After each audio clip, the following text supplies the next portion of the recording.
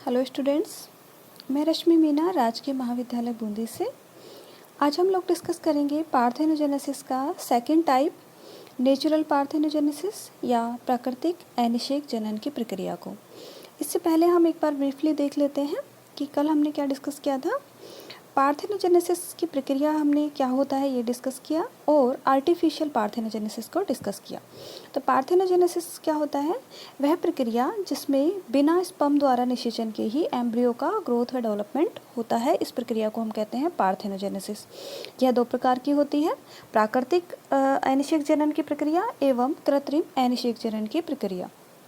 कृत्रिम अनिषेक जनन की जो प्रक्रिया है, इसमें डिफरेंट जो केमिकल्स होते हैं या हम कहें फिजिकल जो स्टिमुलस होते हैं, इनके उद्दीपन के द्वारा क्या होता है कि एग का डेवलपमेंट होता है। इसमें यहाँ पे क्या होगा, स्पर्म के द्वारा किसी तरह का फर्टिलाइजेशन नहीं होगा और सिर्फ इन उद्दीपनों की वजह से ही डेवलपमेंट देखने को मिलेगा एग के अंदर।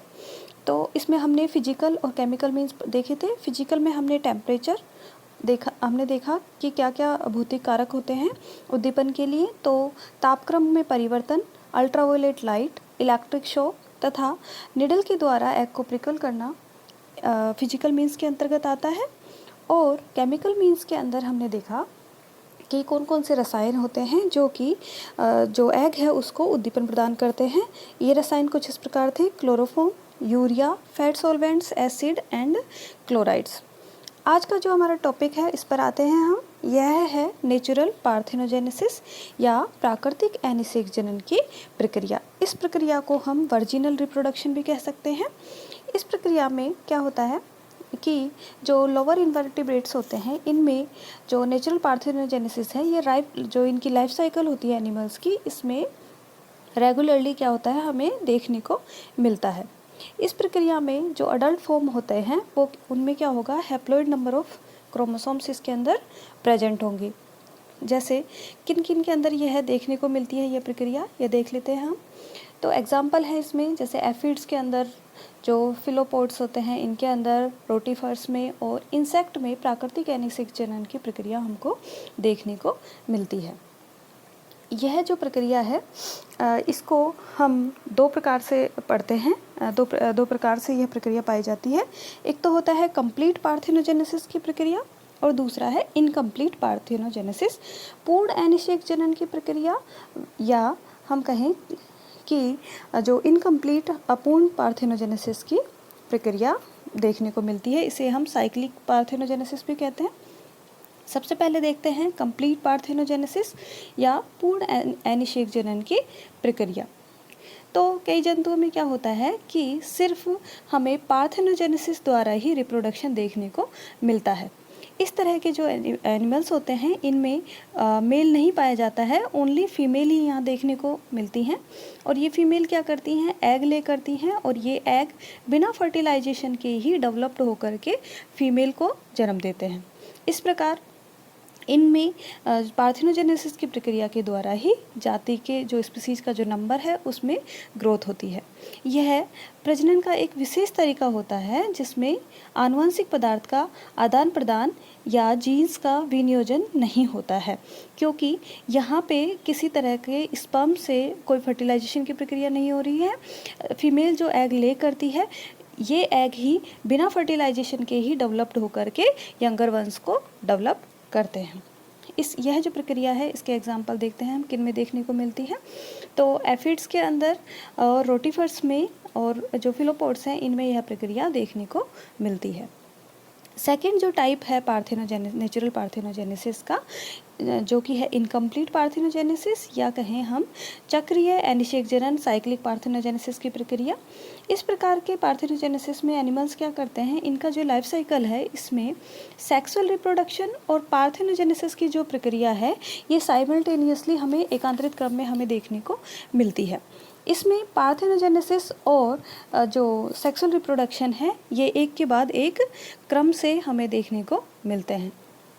अगर इसके एग्जांपल्स की हम बात करें तो जैसे हनी बी में, वास्प में इस तरह का परिवर्धन हमें देखने को मिलता है। इसमें क्या होता है, इसमें मेल डेवलप होंगे और जो निषेचित जो अंडा होगा, फर्टिलाइज्ड जो एग होगा, उससे क्या होगा, फीमेल का डेवलपमेंट होगा। जैसे हनी बी की अगर हम बात करें, जो शहद वाली जो मक्खी होती है उसकी अगर हम बात करें, तो इसमें क्या होगा, अनफर्टिलाइज्ड जो एग होता है, इससे आपने देखा होगा जो ड्रोन होता है, यह मेल जो होता है उसका डेवलपमेंट होता है। वहीं निषेचन के द्वारा जिन एग्स में निषेचन हो जाता है उनके द्वारा फीमेल का, जो फीमेल वर्कर्स होती हैं, क्वीन होती हैं, उनका डेवलपमेंट होता है।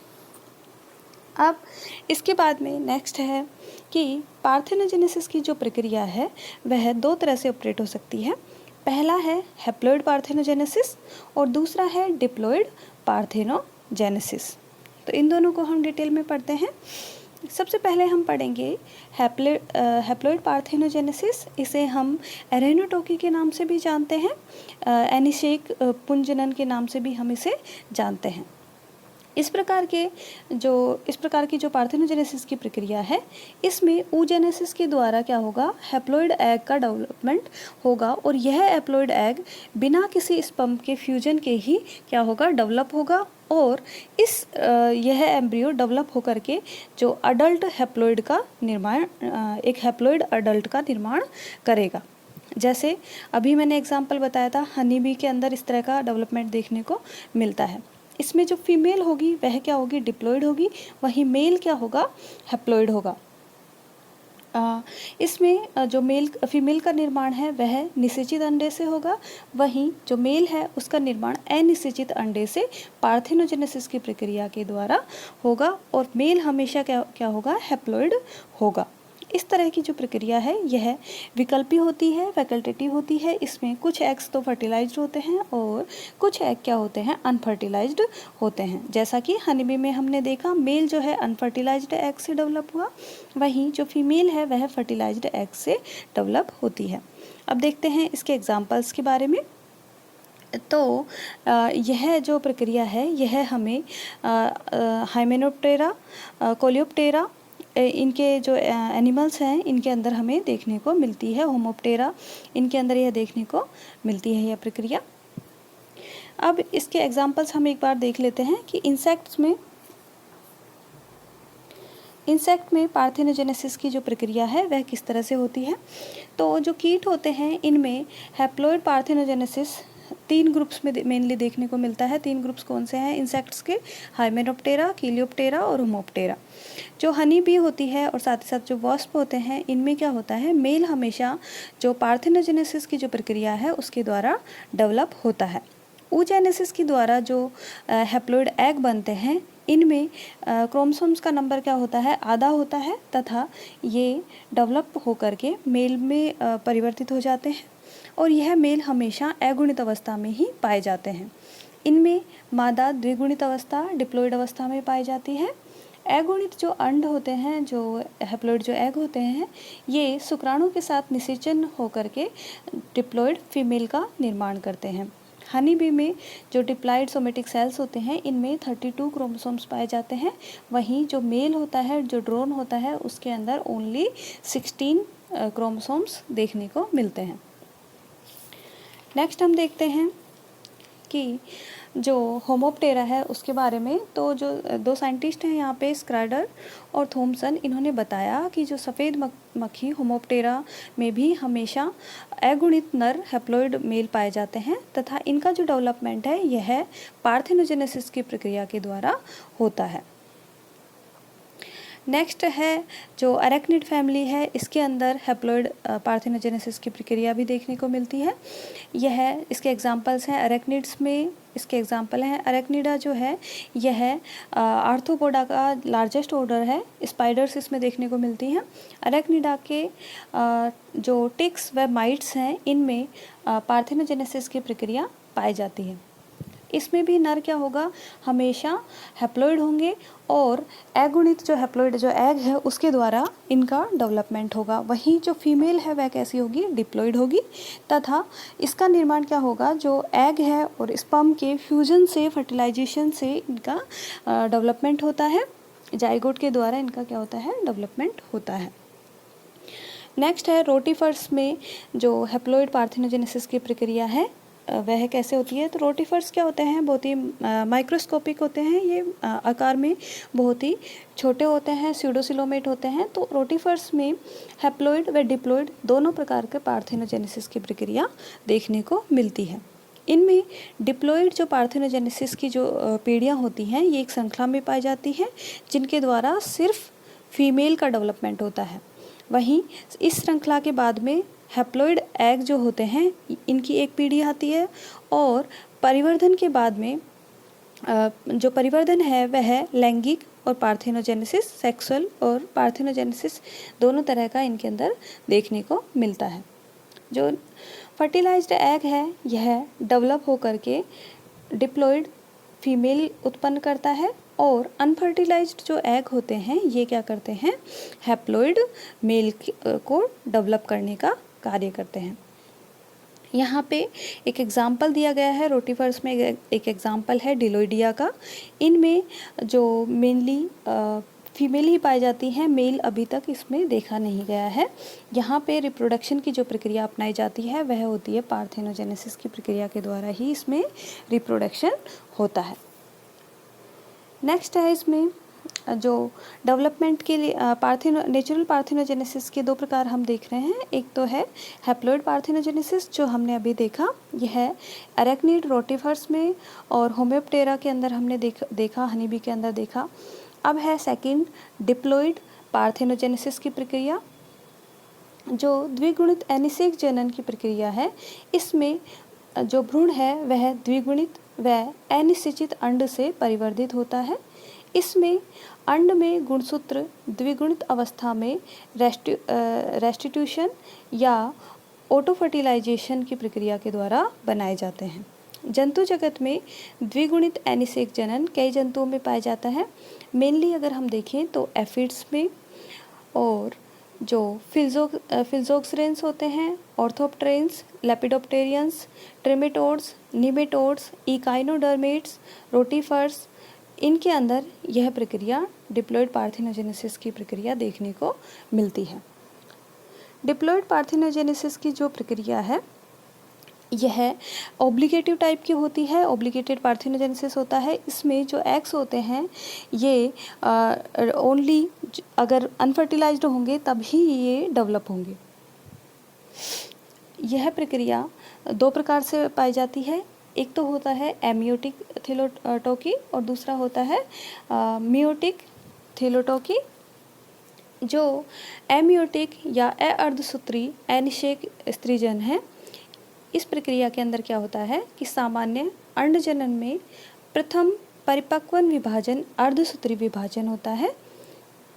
यहाँ आप डायग्राम में देख सकते हैं कि जो सेक्सुअल रिप्रोडक्शन और पार्थेनोजेनेसिस की प्रक्रिया, दोनों प्रक्रियाएं समझाई गई हैं। तो सेक्सुअल रिप्रोडक्शन की जो प्रक्रिया है, इसमें आप सभी लोग जानते हैं कि मेल में जो स्पर्मेटोजेनेसिस की प्रक्रिया है उसके द्वारा स्पर्म का निर्माण होगा, और स्पर्म कैसा होगा, हैप्लॉइड।